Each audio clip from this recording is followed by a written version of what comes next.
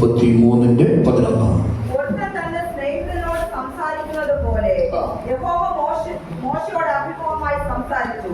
പിന്നെ അവൻ പാളയത്തിലേക്ക് മടങ്ങി വന്നു. അവന്റെ ശുശ്രൂഷക്കാരനായ നൂനിന്റെ പുത്രനായ യോശുവ എന്ന ബാല്യക്കാരനോ കൂടാരത്തെ വിട്ടുപിരിയാതെയിരുന്നു. വളരെ അനുഗ്രഹിക്കപ്പെട്ട ഒരു വേദഭാഗമാണ് നമ്മൾ വായിച്ചത്.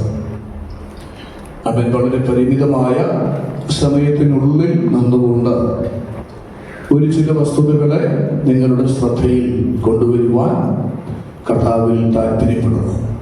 ഇവിടെ നമ്മൾ വായിച്ചു, ഒരുത്തൻ തന്റെ സ്നേഹിതനോട് സംസാരിക്കുന്നത് പോലെ യഹോവ മോശയോട് അഭിമുഖമായി സംസാരിച്ചു. അപ്പോൾ ഇതിന്റെ മറ്റുള്ള പശ്ചാത്തലത്തിലേക്കൊന്നും ഞാൻ പ്രവേശിക്കുന്നില്ല. ഇവിടെ മോശ എന്ന ദൈവമനുഷ്യൻ ദൈവത്തോട് സംസാരിക്കുവാനും സൗഹൃദം വളർത്തിയെടുക്കുവാനും തീരുമാനിക്കുന്നു.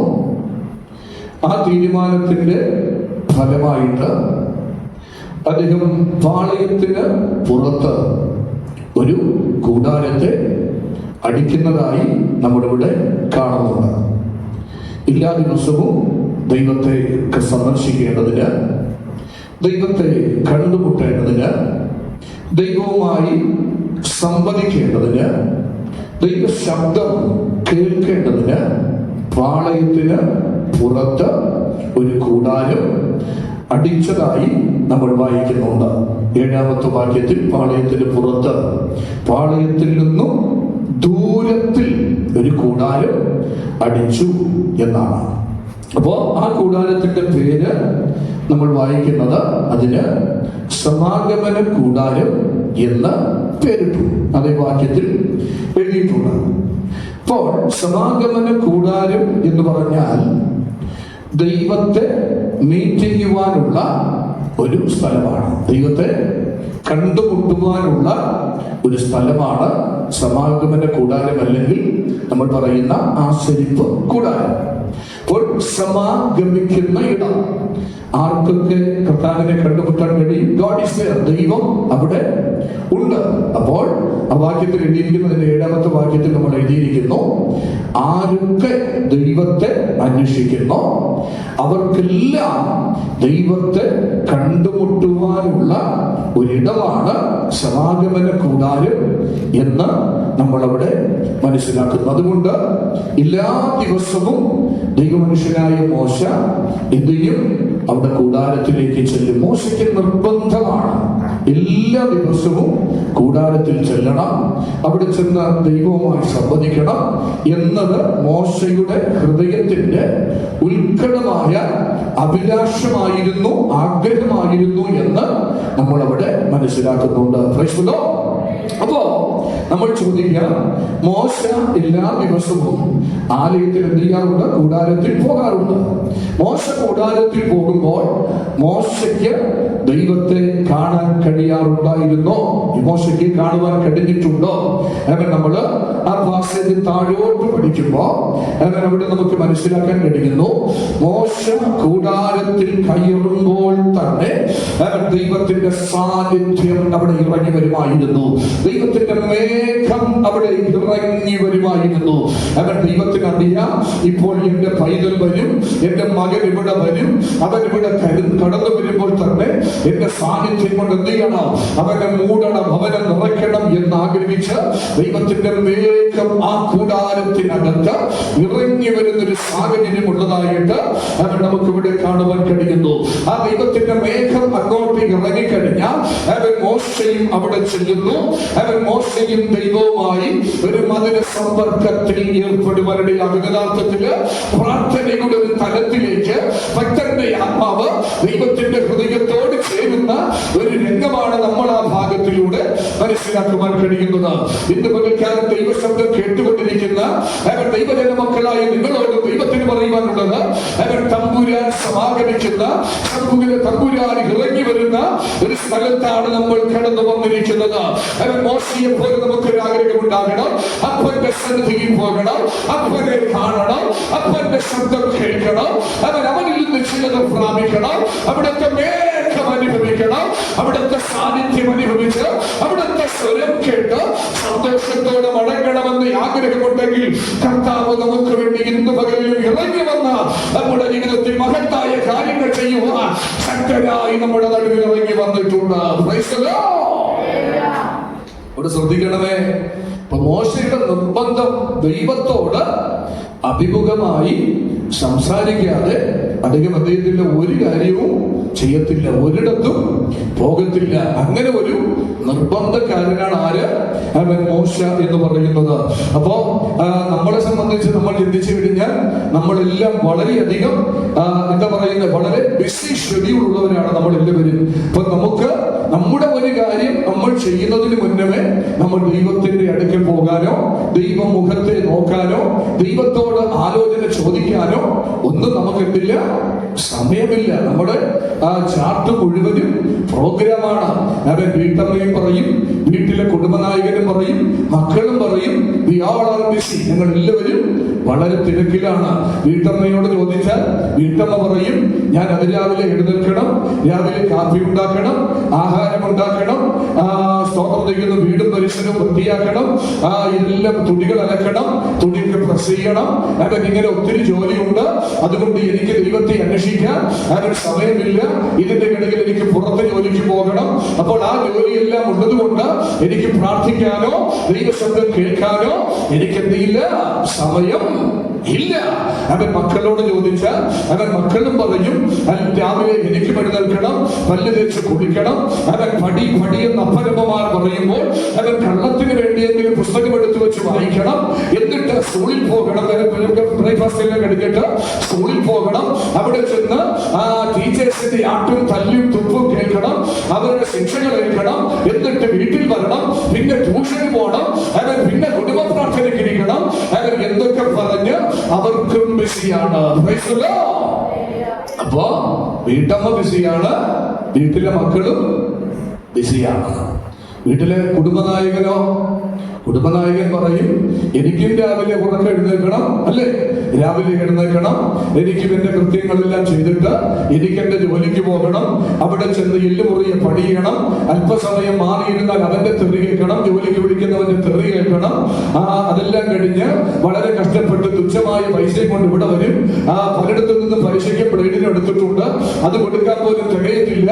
അപ്പൊ ഇവിടെ വരുമ്പോ ഇവിടെ വന്ന് ആഹാരം കഴിക്കുന്നതിനിടയിൽ അല്പം ആശ്വാസം പ്രാപിക്കാമെന്ന് വിചാരിക്കും. ഇവിടെ വീട്ടിൽ വരുന്ന സമയത്ത് വീട്ടുകാലത്തിയുടെ വക പ്രത്യേകിച്ച് കിട്ടും, അതും കൂടെ ഏറ്റെടുക്കുമ്പോ ആകപ്പാടെ നമ്മള് ബിസിയാണ്, അല്ലെ, മൊത്തം എൻഗേജഡ് ആണ്. അപ്പൊ നമുക്ക് ഒന്നുകൊണ്ടും ഒരു സ്വസ്ഥതയുമില്ല, ഒന്നുകൊണ്ടും ഒരു പ്രയോജനമില്ല. അപ്പോ മോശയുടെ അനുഭവം അതല്ല.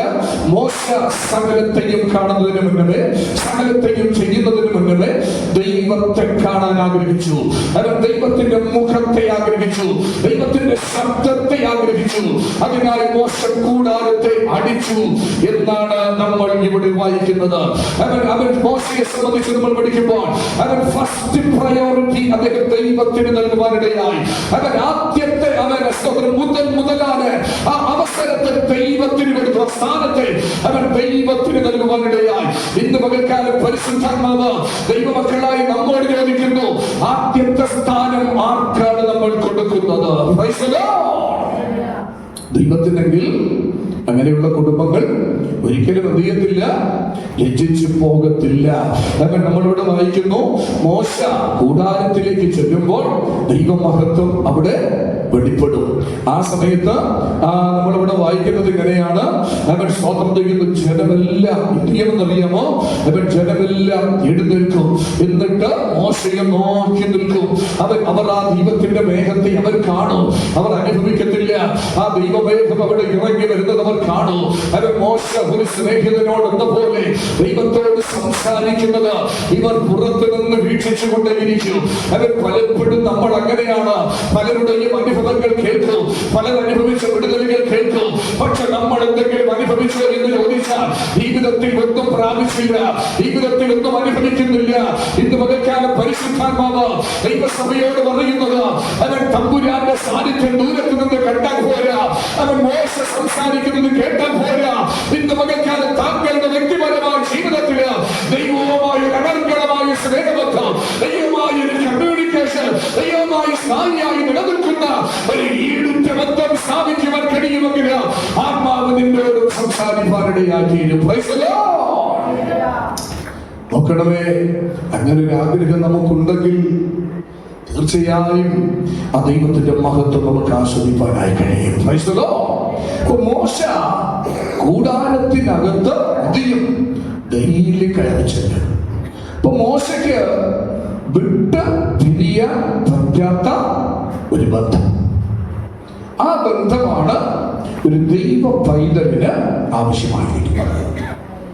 നാമും നമ്മുടെ ദൈവവും തമ്മിൽ നമ്മെ സെപ്പറേറ്റ് ചെയ്യുവാൻ കഴിയാത്ത അപ്പോസ്തലനായ പൗലോസ് ചോദിക്കുന്നു, ക്രിസ്തുവിന്റെ സ്നേഹത്തിൽ നിന്ന് ഞങ്ങളെ സെപ്പറേറ്റ് ചെയ്യുന്നത്, വേർപിടിപ്പിക്കുന്നത് ആരാണ്?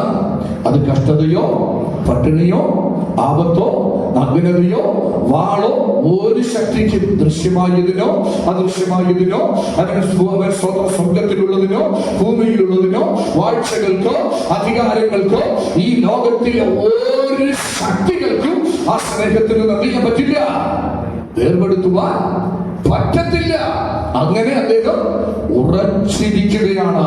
ആ ഉറപ്പ് ഇന്ന് പകൽക്കാലം നമ്മൾ ഓരോരുത്തരും പ്രാപിക്കണം. പിരിയാത്ത ഒരു ബന്ധം.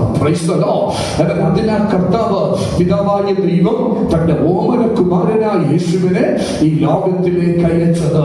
അതിനുവേണ്ടിയാണ് കർത്താവ് തന്റെ ജനം ചോര ചൊരിഞ്ഞത്.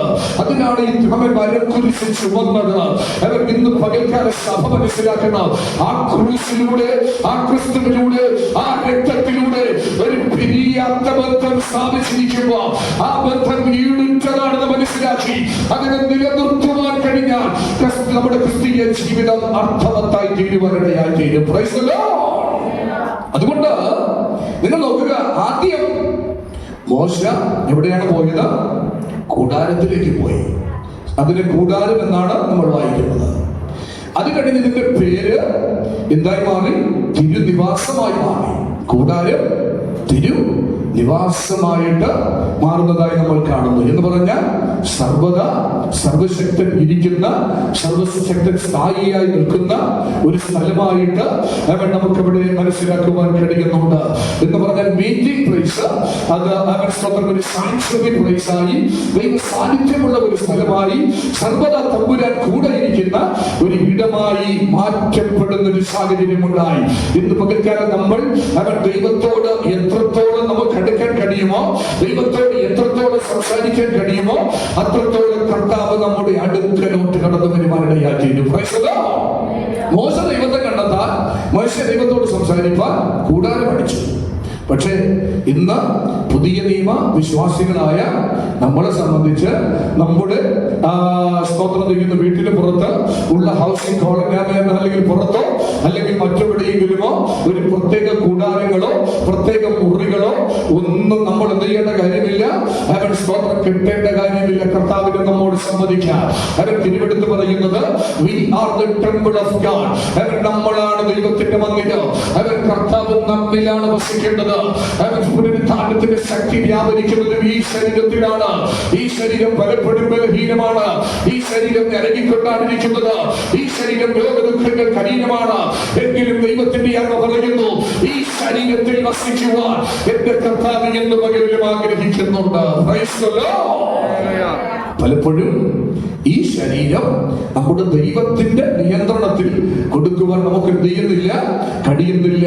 ജഡത്തിന്റെ ചിന്തകൾ, ലോകത്തിന്റെ ധനത്തെ കുറിച്ചുള്ള ചിന്തകൾ, എടുക്കുന്ന വിഷയങ്ങൾ, ഇങ്ങനെ പലതിനാൽ നമ്മൾ എന്ത് ചെയ്യുന്നു, ആയതിലേക്ക് ആകൃഷ്ടരായി തീരുന്നു. അത് നിമിത്തം ദൈവത്തിന് പ്രവർത്തിക്കാൻ കഴിയുന്നില്ല. ദൈവം നമ്മുടെ ശരീരത്തിൽ വസിക്കണമെങ്കിൽ നമ്മുടെ ശരീരം എങ്ങനെ ഉള്ളതായിരിക്കണം? നമ്മളിവിടെ വായിക്കുന്നു, നിങ്ങൾ ദൈവത്തിന്റെ മന്ദിരം, ദൈവത്തിന്റെ ആത്മാവ് നിങ്ങൾ വസിക്കുന്നു എന്ന് നിങ്ങൾ അറിയുന്നില്ലയോ?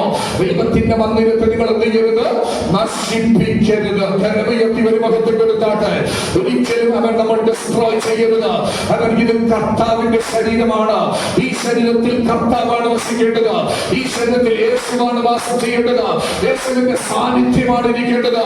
യേശു വസിക്കേണ്ട ഈ സ്ഥലത്തെ, ഈ സഭ, ഈ ശരീരത്തെ നമ്മുടെ പ്രവൃത്തികളാൽ, നമ്മുടെ തിരുവടകളാൽ, നമ്മുടെ ആക്ടിവിറ്റികളാൽ, നമ്മുടെ മനോഭാവങ്ങളാൽ, നമ്മുടെ ചിന്താ ശൈലികളാൽ, നമ്മുടെ ജീവിതത്തിന്റെ വ്യത്യസ്ത തലങ്ങളാൽ നമ്മെ അശുദ്ധമാക്കുവാനായി പാടില്ല. അപ്പോ കർത്താവ് വസിക്കുന്ന ശരീരം എങ്ങനെ ഇരിക്കണം? അത് ശുദ്ധിയുള്ള ശരീരമായിരിക്കണം. അതിനകത്ത് നമുക്കറിയാം, നമ്മുടെ വീട്ടില് ഒരു അതിഥി വരുമ്പോ നമ്മൾ എന്ത് ചെയ്യാറുണ്ട്? അതുവരെ ചെയ്യാത്ത നിലയിൽ നമ്മൾ വീടും പരിസരം വൃത്തിയാക്കും. ആ മുറികളെല്ലാം നന്നായിട്ട് അടിച്ചു നോക്കും. വലയും പൊടിപടലങ്ങളെല്ലാം അടിച്ചു മാറ്റും. നന്നായി കഴുകി ശുദ്ധീകരിക്കും. സാധാരണയായി ഒരു അതിഥിയെ സ്വീകരിക്കാൻ നമ്മൾ ഇതെല്ലാം ചെയ്യാറുണ്ട്.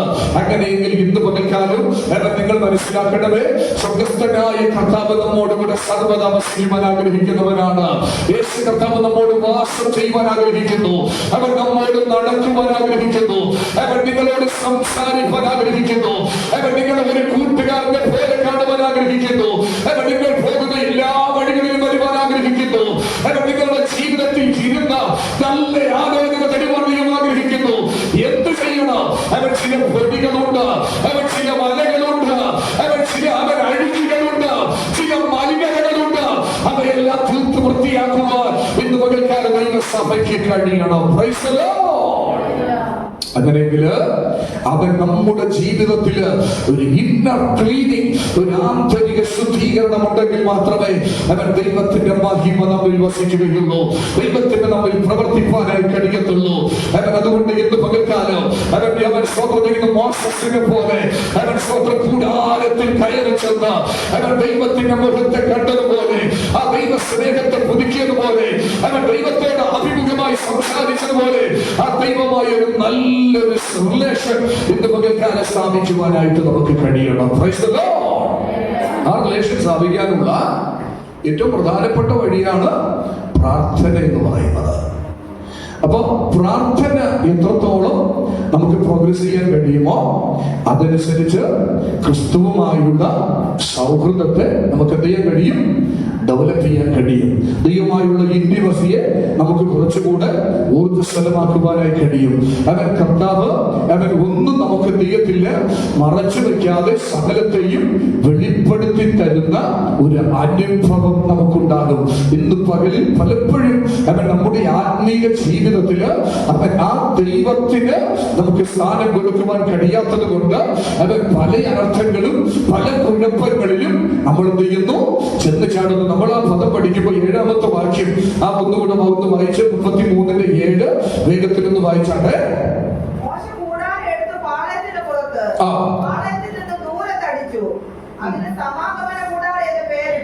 ദൂരത്ത് അടിച്ചു എന്നാണ് എഴുതിയിരിക്കുന്നത്. അപ്പൊ ദൈവം സംസാരിക്കുന്നതിന് വേണ്ടി അദ്ദേഹം കൂടാരം എന്ത് ചെയ്തു? പാളയത്തിന് പുറത്ത് ദൂരത്ത് കൂടാരത്തെ അടിച്ചു. അത് എബ്രായ ഭാഷയിൽ എങ്ങനെയാണ് എഴുതിയിരിക്കുന്നത്? അടിച്ചുകൊണ്ട് ഇരുന്നു. അടിച്ചുകൊണ്ട് ഇരുന്നു. നമ്മള് ഒരു ജോലി, ഇപ്പൊ ഒരു വീട് പണിയുകയാണ്. ആ പണി തീർന്നു കഴിഞ്ഞാൽ പണി തീർന്നു എന്ന് പറയാറുണ്ട്. നമ്മളൊരു പട്ടണത്തെ കാത്തുകൊണ്ട് നിന്നാൽ നമ്മുടെ കാവൽ പൂർത്തിയാക്കി എന്ന് പറയാറുണ്ട്, അല്ലെ? അപ്പോൾ നമ്മളൊരു കൂടാരം അടിച്ചു എന്ന് പറഞ്ഞാൽ അത് പൂർത്തിയായി, അടിച്ച് തീർന്നു എന്നാണ് പറയാറുള്ളത്. പക്ഷേ ഇവിടെ ഇബ്രായ ഭാഷയിൽ ബൈബിളിൽ എഴുതിയിരിക്കുന്ന പദം കൂടാരം അടിച്ചു എന്നതിന് അടിച്ചുകൊണ്ടേയിരുന്നു, പണിതുകൊണ്ടേയിരുന്നു, അവൻ കാത്തുകൊണ്ടേയിരുന്നു, അവൻ നോക്കിക്കൊണ്ടേയിരുന്നു എന്ന് പറഞ്ഞാൽ ഡേ ബൈ ബന്ധമായിട്ട് അവൻ സ്വന്തം അദ്ദേഹം ദൈവവുമായുള്ള നിരന്തര സമ്പർക്കം എല്ലാ നിമിഷങ്ങളിലും അവൻ ആ ദൈവത്തോട് കൂടെ ചെലവഴിക്കുന്ന അവൻ നമ്മൾ വായിച്ചത് ഒരു സ്നേഹിതനെന്ന പോലെ. നമുക്കറിയാം നമ്മുടെ എല്ലാ ബന്ധങ്ങൾക്കും ചില പരിധികളുണ്ട്. പക്ഷെ സ്നേഹബന്ധം, സ്നേഹിതന്മാരുമായിട്ടുള്ള ആ ബന്ധം എന്ന് പറയുന്നത് അത് വളരെ ആഴമുള്ളതാണ്. അവൻ സാധാരണ നമ്മുടെ കുടുംബജീവിതത്തിൽ ഭാര്യ ഭർത്താക്കന്മാർ തമ്മിൽ പങ്കുവയ്ക്കാത്ത വിഷയങ്ങൾ പോലും സ്നേഹിതരോട് നമ്മൾ എന്ത് ചെയ്യാറുണ്ട്, പറയാറുണ്ട്. ഇപ്പൊ മോശ ദൈവവുമായി വച്ചിരുന്ന ആ ബന്ധം എന്ന് പറയുന്നത് എങ്ങനെയുള്ള ബന്ധമാണ്? ഒരു സ്നേഹിതൻ, ഒരു ഫ്രണ്ട്, ഒരു സുഹൃത്ത് എന്ന നിലയിലുള്ള ഒരു ബന്ധമാണ് അദ്ദേഹം സ്ഥാപിക്കുവാൻ ഇടയായത്. അവൻ നമുക്കറിയാം നമ്മുടെ ആ സ്നേഹബന്ധം അവൻ സ്വന്തം അവിടെയും അവൻ ചില കമ്മ്യൂണിക്കേഷനുകൾ ഇപ്പോഴും നടന്നുകൊണ്ടിരിക്കുന്നുണ്ട്. അവൻ നമ്മുടെ സ്നേഹബന്ധങ്ങൾ പുതുക്കപ്പെടുന്നത്, അത് ദൃഢമാക്കപ്പെടുന്നത് എങ്ങനെയാണ്? നമ്മൾ എന്ത് ചെയ്യുന്നു? ഇപ്പോൾ ഞാൻ നിങ്ങളുടെ ശുശ്രൂഷകനായിരിക്കുന്നു, അല്ലെ? നിങ്ങൾ എന്നെ കാണുന്നു, ഞാൻ നിങ്ങളെ കാണുന്നു. നിങ്ങൾ എന്നോട് സംസാരിക്കുന്നു, ഞാൻ നിങ്ങളോട് സംസാരിക്കുന്നു. അപ്പോൾ നിങ്ങളുടെ ആവശ്യങ്ങൾ എന്നെ വിളിക്കുന്നു, എന്റെ ആവശ്യങ്ങൾ നിങ്ങളെ വിളിക്കുന്നു. അങ്ങനെ അങ്ങോട്ടും ഇങ്ങോട്ടും നമ്മുടെ ആ കമ്മ്യൂണിക്കേഷൻ, ആ ബന്ധം നിലനിൽക്കുന്നത് കൊണ്ട് നമ്മുടെ സ്നേഹബന്ധം എന്ത് ചെയ്യുന്നു? വളരുന്നു. അതേ സമയത്ത് സ്തോത്രം, ഒരു ഹല്ലേലൂയ പറഞ്ഞാട്ട് ചിലർ വാ തുറന്ന് അനുഗ്രഹം വാങ്ങുകയാണ്. വാ തുറന്ന് അനുഗ്രഹം വാങ്ങുകയാണ്. കർത്താവ് പറഞ്ഞു, നിന്റെ വായ് വിസ്താരത്തിൽ തുറക്കാം. ഇവിടെ തുറക്കുമ്പോൾ ശ്രദ്ധിച്ചോണം, മുകളിൽ പല്ലിയുണ്ട്, വലയുണ്ട്, ചെലന്തിയോടും. അപ്പൊ ഇതൊക്കെ അനുഗ്രഹം നമ്മുടെ വായിലേക്ക് ഡയറക്റ്റ് ആയിട്ട് തരും. ശ്രദ്ധിച്ചിരുന്നു. നമ്മൾ അവസാനം ചർച്ചിൽ വന്നതുകൊണ്ടാണ് പല്ലി എന്റെ വായിക്കകത്ത് സാധിച്ചു, പിന്നെ എന്റെ ഇവിടെയൊക്കെ പോയി എന്നൊന്നും പറയുന്നത്. സ്തോത്രം. കണ്ണു തുറന്നിരുന്ന് നന്നായി ശ്രദ്ധിച്ചാണ്. സ്തോത്രം. അപ്പോ അതാണ് നമ്മുടെ ഒരു ബന്ധം എന്ന് പറയുന്നത്. കമ്മ്യൂണിക്കേഷൻ ഗ്യാപ്പ്, ഒരു കമ്മ്യൂണിക്കേഷൻ ഗ്യാപ്പ്. ഇപ്പൊ ഞാനും ജസ്റ്റിൻ ബ്രദർ, നമ്മൾ രണ്ടുപേരും സുഹൃത്തുക്കളാണ് എന്ന് കരുതുക. ഇപ്പൊ എല്ലാ ദിവസവും നമ്മൾ എന്ത് ചെയ്യുന്നു? കാണുന്നു, എല്ലാ ദിവസവും സംസാരിക്കുന്നു, എല്ലാ ദിവസവും നമ്മൾ അനേക കാര്യങ്ങൾ എന്ത് ചെയ്യുന്നു? ചർച്ച ചെയ്യുന്നു. അപ്പോ ഓരോ ദിവസവും ഞാൻ അദ്ദേഹവുമായും അദ്ദേഹം എന്നോടായും ആ സൗഹൃദം അത് കെട്ടി ഉയർത്തുന്നതോറും അനുദിനം സംസാരിക്കുന്നതോറും ആ ബന്ധം എന്ത് ചെയ്യുന്നു? ദൃഢമാകുന്നു. ആ ബന്ധം ഉറയ്ക്കുന്നു. ആ ബന്ധം ഒരിക്കലും ആർക്കും മാറ്റുവാൻ കഴിയാത്ത നിലയിലേക്ക് എത്തിച്ചേരുന്നു. അതേ സമയത്ത് പുള്ളിക്കാരൻ എന്നോട് ഞാൻ സംസാരിക്കുന്നില്ല, അദ്ദേഹം എന്നോട് സംസാരിക്കുന്നില്ല. അവൻ വല്ലപ്പോഴും ഏതെങ്കിലും ഒരു കാലഘട്ടത്തിൽ എപ്പോഴെങ്കിലും സംസാരിച്ചാൽ, ഏതെങ്കിലും ഒരു മാസത്തിൽ സംസാരിച്ചാൽ നമുക്ക് കൂടുതൽ സംസാരിക്കാനായിട്ടൊന്നും കാണത്തില്ല, അല്ലേ? നമുക്കറിയാം, ഈ വിദേശ രാജ്യങ്ങളിലോ മറ്റെവിടെയെങ്കിലൊക്കെ ജോലിക്കൊക്കെ പോയിട്ട് നമ്മുടെ നാട്ടിൽ ആൾക്കാര് വരാറുണ്ട്. അപ്പൊ വരുന്ന സമയത്ത് നാട്ടുകാര് ചോദിക്കുന്ന രണ്ട് ചോദ്യമുണ്ട്, അല്ലെ? എന്താണ് ചോദിക്കുന്നത്? എന്നാ വന്നത്? രണ്ടാമത് ചോദിക്കും, എന്നാണ് പോകുന്നത്? അപ്പൊ ഈ രണ്ട് ചോദ്യമേ ആൾക്കാര് ചോദിക്കുന്നുള്ളൂ, അല്ലാതെ ഇവരോട് വേറെ ഒന്നും ചോദിക്കാൻ ഇല്ല. അതേ സമയത്ത് ഒരു നല്ല സുഹൃത്താണെങ്കിൽ അവൻ ഒത്തിരി കാര്യങ്ങൾ, നീ എത്ര ദിവസം കാണും, ഈ ദിവസങ്ങളിൽ നീ എന്തൊക്കെയാണ് ചെയ്യാൻ പോകുന്നത്, നമുക്ക് ഇന്ന സ്ഥലത്തൊക്കെ പോകാമോ, അവൻ നമുക്ക് ഒരു ദിവസം നമുക്കൊരു ഗെറ്റുക നമുക്ക് വെക്കാമോ, ഇങ്ങനെ ഒത്തിരി കാര്യങ്ങൾ അവരെന്ത് ചെയ്യും? അവർ സംസാരിക്കും. എന്നത് പറഞ്ഞതുപോലെയാണ് അവൻ മോശയെ സംബന്ധിച്ച് അവൻ ഒരു കമ്മ്യൂണിക്കേഷൻ ഗ്യാപ്പിന് ഇടം കൊടുത്തില്ല. എല്ലാ ദിവസവും അവൻ ഓരോ നിമിഷങ്ങളിലും അവൻ ദൈവത്തോട് സംവദിക്കുന്ന, ദൈവത്തോട് സംസാരിക്കുന്ന ഒരു സ്നേഹിതനെ പോലെ അവൻ പെരുമാറത്തക്ക മുഖാമുഖമായി ഫേസ് ടു ഫേസ് അവൻ സംസാരിക്കുന്ന ഒരു അനുഭവമാണ് മോശയ്ക്കുണ്ടാകുവാനിടയായത്. ഇന്ന് പകലില് അവൻ തമ്പുരാൻ നമ്മെ കുറിച്ച് അതാണ് ആഗ്രഹിക്കുന്നത്. അവൻ പ്രിയമുള്ളവരെ, അവൻ ഞാൻ ഈ ഭാഗത്തിന്റെ മുഖവരിയിലാണ് നിൽക്കുന്നത്. അവൻ സ്വന്തം വിഷയത്തിലേക്ക് കടന്നിട്ടില്ല. അവൻ നമ്മൾ പഴയ ദൈവത്തിലേക്ക് ചെല്ലുമ്പോ അവൻ ഭക്തന്മാർക്കൊക്കെ ഒരു ആഗ്രഹമുണ്ടായിരുന്നു. അവൻ ദൈവത്തിന്റെ ആലയത്തിലേക്ക് ചെല്ലണം. ദാവീദിനെ നോക്കുക, 27-ാം സങ്കീർത്തനം 4-5 വാക്യങ്ങൾ അദ്ദേഹം പറയുന്നു. അവൻ ഒരു കാര്യമേ ഞാൻ ആഗ്രഹിക്കുന്നുള്ളൂ, അവിടുത്തെ മന്ദിരത്തിൽ ചെല്ലണം, അവിടുത്തെ മനോഹരത്തെ കാണണം, അവൻ കർത്താവിനെ ധ്യാനിക്കണം, ആ വലിയ കാര്യമായിട്ടാണ് അവൻ ദാവീദ് കാണുന്നത്. കോരഹിന്റെ പുത്രന്മാർ പറയുന്നുണ്ട് 84-ാം സങ്കീർത്തനത്തില്, അവൻ ദുഷ്ടന്മാരുടെ കൂടാരങ്ങളിൽ പാർക്കുന്നതിനേക്കാൾ ദൈവത്തിന്റെ ആലയത്തിന്റെ വാതിൽ കാവൽക്കാരനായിരിക്കുന്നത് എനിക്ക് ഏറെ ഇഷ്ടം. Praise the Lord. അപ്പോ ഭക്തന്മാരെല്ലാം ഇത് ആഗ്രഹിച്ചവരാണ്. അവൻ നമ്മൾ വിശുദ്ധ വേദപുസ്തകം പഠിക്കുമ്പോ ഏകദേശം 2930-ലധികം ക്യാരക്ടേഴ്സിനെ നമുക്ക് കാണാൻ കഴിയുന്നുണ്ട്. എന്ന് പറഞ്ഞാൽ അവരുടെ ബയോഗ്രഫി നമുക്ക് കാണാൻ കഴിയുന്നുണ്ട്. ഈ ബയോഗ്രഫികളില് എന്നെ സ്വാധീനിച്ച ഒരു വ്യക്തിയാണ് മോശ. അവൻ മോശയെ എത്രയധികം മോശയെ എന്ന് പറഞ്ഞാൽ മറ്റുള്ളവർ സ്വാധീനിക്കാത്തവർ എന്നർത്ഥമില്ല. മോശ എന്തുകൊണ്ട് സ്വാധീനിച്ചു എന്ന് ചോദിച്ചാൽ, അവൻ മോശ ദൈവവുമായിട്ട് അവൻ നിരന്തര സമ്പർക്കത്തിൽ ഏർപ്പെട്ട ഒരു വ്യക്തിയാണ്. ഈ ലോക ചരിത്രത്തിൽ അവൻ ഇന്ന് നമ്മുടെ കരങ്ങളിലിരിക്കുന്ന വേദപുസ്തകത്തിന്റെ അവൻ വലിയൊരു ഭാഗം മോശയിലൂടെയാണ് നൽകപ്പെട്ടത്. അവൻ നിയമങ്ങൾ മോശയിലൂടെയാണ് നൽകപ്പെട്ടത്. അവൻ സ്വന്തം വലിയ സീരിയസ് ആയ ഭാഗങ്ങൾ അവൻ മോശയിലൂടെയാണ് നൽകപ്പെട്ടത്. കാരണം എന്തെന്ന് ചോദിച്ചാൽ, അവൻ മോശ അവൻ ദൈവവുമായിട്ടുള്ള ഫ്രണ്ട്ഷിപ്പിന് വളരെയധികം എൻജോയ് ചെയ്യുവാനിടയായി, വളരെയധികം സന്തോഷിക്കുവാനിടയായി.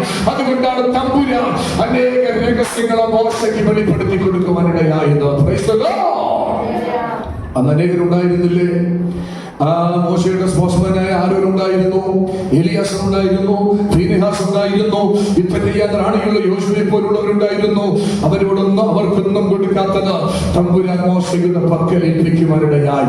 ഇന്ന് പകൽക്കാലം പരിശുദ്ധാത്മാവിനാൽ സഭയോട് വിളിച്ചു പറയട്ടെ, അവൻ ഒരുപക്ഷെ നിങ്ങൾ ചിന്തിക്കൂ, അവൻ സ്വന്തം ഞാൻ അപ്രാപ്യനാ, ഞാൻ തടിച്ച നാമുള്ളവനാ, ഞാൻ കഴിവില്ലാത്തവനാ.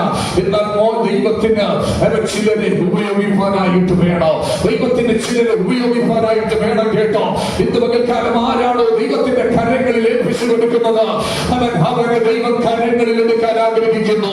അവൻ ദൈവത്തിന് അവൻ വ്യക്തികളില്ലാതെ ചെയ്യാൻ കഴിയും. ദൈവം അങ്ങനെ ചെയ്തിട്ടുണ്ട്. ദൈവത്തിന്റെ ദൂതന്മാരിലൂടെ ചെയ്തിട്ടുണ്ട്. അവൻ ദൈവം സ്വയമേ ചെയ്തിട്ടുണ്ട്.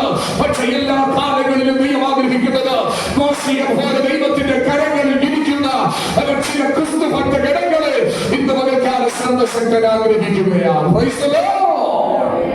അങ്ങനെയെങ്കിൽ ആ ദൈവത്തിന്റെ കരങ്ങളിൽ ഒന്ന് കൊടുത്ത്, കർത്താവേ എന്നെ ഉപയോഗിക്കണം, ഞാൻ സാധാരണക്കാരനാ, ഞാൻ കഴിവില്ലാത്തവനാ, പക്ഷെ എനിക്ക് ഉപയോഗപ്പെടണമെന്ന് ആഗ്രഹമുണ്ട്, ഞാൻ പ്രയോജനപ്പെടണമെന്ന് ആഗ്രഹമുണ്ട്.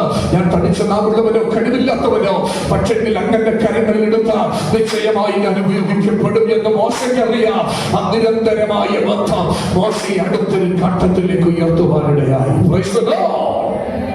ആ സ്നേഹബന്ധം ഞാൻ 3 വാക്യങ്ങൾ വായിക്കുന്നു, പ്രാർത്ഥിക്കുന്നു. അതേ അധ്യായത്തിൽ അതിന്റെ 13-ാമത്തെ വാക്യം ഒന്ന് വായിച്ചാട്ടെ. 13-ാമത്തെ വാക്യം, അവൻ ദൈവം അവൻ സ്തോത്രിക്കുന്നു. മോശയുടെ സ്നേഹിതനായതുകൊണ്ട് മോശ ദൈവത്തോട് ചോദിച്ച 3 കാര്യങ്ങൾ മാത്രം വായിക്കുന്നു. നമ്മൾ പ്രാർത്ഥിക്കാൻ പോകുന്നു. വേഗത്തിൽ വായിച്ചാട്ടെ. 13-ാമത്തെ വാക്യം, എന്നോട് കൃപയുണ്ടെങ്കിൽ ഒന്ന്, മോശ ദൈവത്തിന്റെ ഒരു നല്ല സ്നേഹിതനായതുകൊണ്ട് ദൈവത്തോട് ചോദിച്ചത്, ആവശ്യപ്പെട്ടത്, അങ്ങയുടെ വഴി എന്ത് ചെയ്യണം, എന്നെ അറിയിക്കണം. ഇന്ന് പകലിൽ നമ്മളിൽ എത്ര പേർക്ക് ദൈവത്തോട് ചോദിപ്പാൻ കഴിയും, കർത്താവേ അങ്ങയുടെ വഴി എന്നെ അറിയിക്കണം.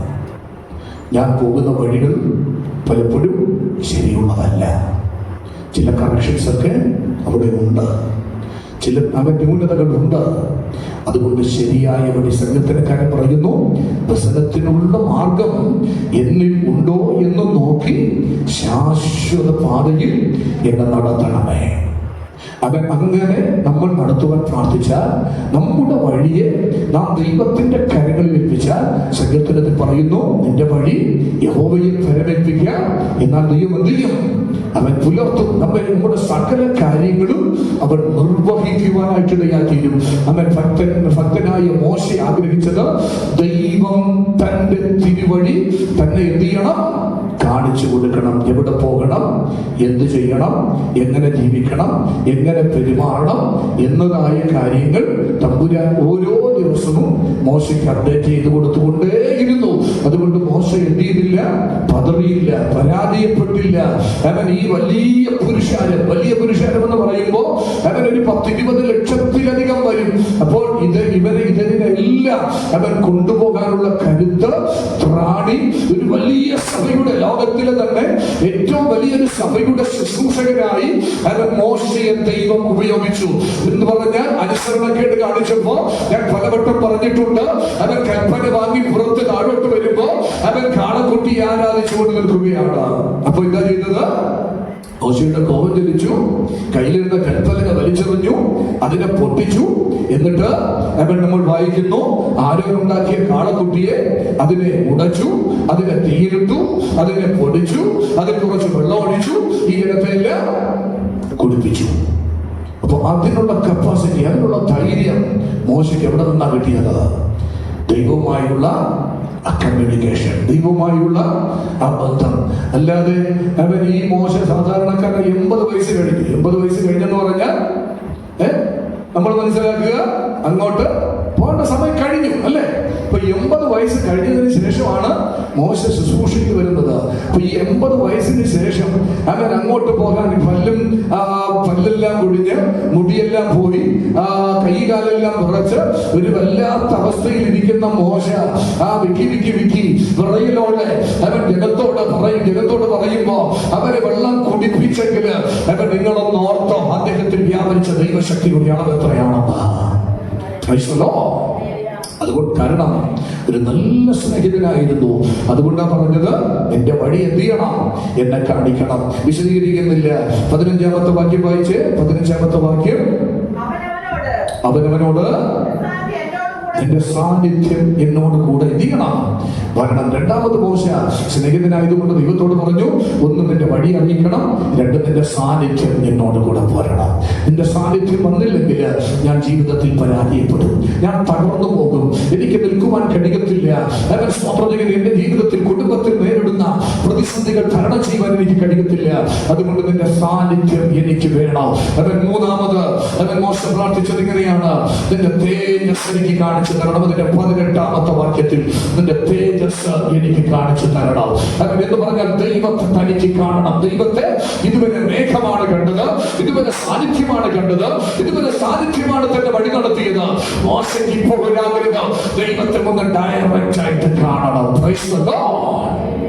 എത്ര ആഗ്രഹമുണ്ട്!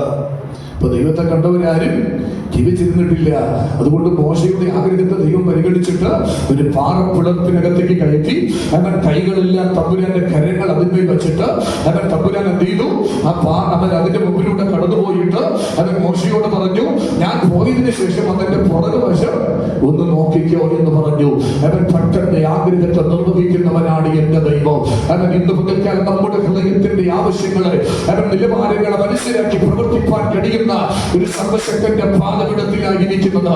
അവൻ ഇന്ന് മുതൽക്കാലം ദൈവം ഭാവിയെ കുറിച്ച് വെളിപ്പെടുത്തണമെങ്കിൽ, നാളെയുടെ നാളുകളെ കുറിച്ച് വെളിപ്പെടുത്തണമെങ്കിൽ, ഒരു വലിയ സഭയുടെ ഒരു വലിയ നേതാവായി ദൈവം മോശയെ ഉയർത്തുവാനുള്ള കാരണം മറ്റൊന്നല്ല, ദൈവവുമായുള്ള നിരന്തരമായ കമ്മ്യൂണിക്കേഷൻ. ഇന്ന് പകൽക്കാലം അത്തരത്തിലുള്ള ആത്മീക ബന്ധം അവൻ നമുക്കും സ്ഥാപിക്കാൻ കഴിയട്ടെ. നമുക്കും ആ ദൈവവുമായിട്ട് വിച്ഛേദിച്ചു കിടക്കുന്ന അനുഭവങ്ങളും നമ്മുടെ കൂട്ടായ്മകളെ പുതുക്കുവാൻ, ആരാധനകളെ പുതുക്കുവാൻ, അവൻ വിശുദ്ധിയെ പുതുക്കുവാൻ, കൃപയിൽ കരുത്തരാകുവാൻ, അവരുടെ പ്രതിഷ്ഠകളെ പുതുക്കുവാൻ പരിശുദ്ധാത്മാവ് സഹായിക്കട്ടെ. എല്ലാ കണ്ണുകളും അടക്കട്ടെ, വിടക്കാലുകൾ അടക്കട്ടെ. അവൻ മോശ പ്രാർത്ഥിച്ചു, നിന്റെ വഴി എന്നെ അറിയിക്കണം. മോശ പ്രാർത്ഥിച്ചു, നിന്റെ സാന്നിധ്യം എന്നോട് കൂടെ ഇരിക്കണം. മോശ പ്രാർത്ഥിച്ചു, നിന്റെ തേജസ് എന്നെ കാണിക്കണം. എത്ര കരുത്താണ്! അവൻ നമ്മൾ എന്താണ് പ്രാർത്ഥിക്കുന്നത്? നമ്മൾ എന്താണ് ആഗ്രഹിക്കുന്നത്? അവൻ നമ്മൾ പറയും, ഈ ലോകത്തിലുള്ള ചില നന്മകൾ വേണം, എന്റെ കടഭാരം മാറണം, എന്റെ രോഗം മാറണം, എന്റെ കഷ്ടങ്ങൾ മാറണം. ഇന്ന് പകൽക്കാലം മോശ പ്രാർത്ഥിച്ചത്, അവൻ നിന്റെ വഴി എന്നെ അറിയിക്കണം, നിന്റെ സാന്നിധ്യം എന്നോട് കൂടെ ഇരിക്കണം, അവൻ നിന്റെ തേജസ് എന്നെ കാണിക്കണം. എത്ര മഹത്തായ, എത്ര ശ്രേഷ്ഠമേറിയ കാര്യമാണ് അവൻ മോശ ദൈവത്തോട് പ്രാർത്ഥിപ്പാനിടയായത്. ഒരു നിമിഷം ദൈവത്തിന്റെ കരത്തിൽ കൊടുത്ത്, ഒരു നിമിഷം ദൈവസന്നിധിയിൽ സ്തോത്രം ചെയ്യേ. ഹല്ലേലൂയ, ആരും ഇന്ന് പകൽക്കാലം മൗനമായിരിക്കണ്ട. പരിശുദ്ധനായ ദൈവത്തിന്റെ തിരുസാന്നിധ്യം ഈ ആത്മീക ശുശ്രൂഷയിലുടനീളം നമുക്ക് അനുഭവിക്കാൻ കഴിഞ്ഞല്ലോ. തുടർന്ന് കർത്താവ് നമ്മെ ബലപ്പെടുത്തട്ടെ. കാൽവരിയിൽ നമുക്ക് വേണ്ടി പ്രകടമാക്കിയ മഹാസ്നേഹത്തിന്റെ നിസ്തുല്യമായ പ്രഭയാ അവൻ ക്രിസ്തുവിനെ കണ്ടെത്തുവാൻ അവസരമൊരുക്കിയെങ്കിൽ ആ ദൈവവുമായുള്ള നിലനിർത്തൽ ബന്ധത്തിൽ നിലനിൽക്കുവാൻ പരിശുദ്ധാത്മാവ് കൃപ നൽകട്ടെ. ഹല്ലേലൂയ. യേശുവിന്റെ നാമത്തിൽ, യേശുവിന്റെ അധികാരമുള്ള നാമത്തിൽ ഇന്ന് പകൽക്കാല കർത്താവിനോട് പറയാം, കർത്താവേ, ഈ മരുഭൂമിയിലാണ് ജീവിക്കുന്നത്, അവിടുന്ന് എന്നിൽ വന്ന് വാഴണം. അന്ന് കൂടാരങ്ങളിൽ വാസം ചെയ്തു. ഇന്ന് പകൽക്കാലം ഞങ്ങളുടെ കൂടാരത്തിൽ വസിക്കുന്നു എന്ന് ഞങ്ങൾ അറിയുന്നു. പലപ്പോഴും അങ്ങ് ഞങ്ങളിൽ നിന്ന് പോകുന്നത് കൊണ്ട്, അങ്ങേക്ക് ഇരിക്കുവാൻ സ്ഥലമില്ലാത്തത് കൊണ്ട്, അവൻ ഞങ്ങളുടെ അങ്ങിരിക്കേണ്ട ഞങ്ങളുടെ ഹൃദയം, ഞങ്ങളുടെ ശരീരം മലീമസമാക്കപ്പെടുന്നത് കൊണ്ട് അവൻ പലപ്പോഴും പരാജയങ്ങളാണ്, തിരിച്ചടികളാണ്, കയ്പാണ്, കണ്ണുനീരാണ്, അവൻ ഞരക്കമാണ്, വേദനയാണ്. ഇന്ന് പകൽക്കാലം എന്നെ തന്നെ തരുന്നു. എന്നെ ശുദ്ധീകരിക്കണമേ, എന്നെ കഴുകണമേ, അവിടുത്തെ പൈതലാക്കി മാറ്റണമേ. കാൽവരിയിലെ രക്തം ഒരിക്കൽ കൂടെ എന്റെ മേൽ അവൻ ഒഴുകി എന്നെ പരിശുദ്ധപ്പെടുത്തണമേ, എന്നെ പരിശുദ്ധപ്പെടുത്തണമേ. അവൻ ഇന്നലകളുടെ പരാജയത്തിന് കാരണം നാമാണ്. അവൻ ദൈവമായുള്ള ബന്ധം കുറഞ്ഞുപോയി, ആരാധനകൾ കുറഞ്ഞുപോയി, ദൈവികമായ കമ്മ്യൂണിക്കേഷൻ കുറഞ്ഞുപോയി. അവൻ ദൈവത്തോടുള്ള അവൻ ഉറവ നഷ്ടപ്പെട്ടു. ഇന്ന് പുനഃസ്ഥാപിക്കാൻ കഴിയട്ടെ. ഹല്ലേലൂയ.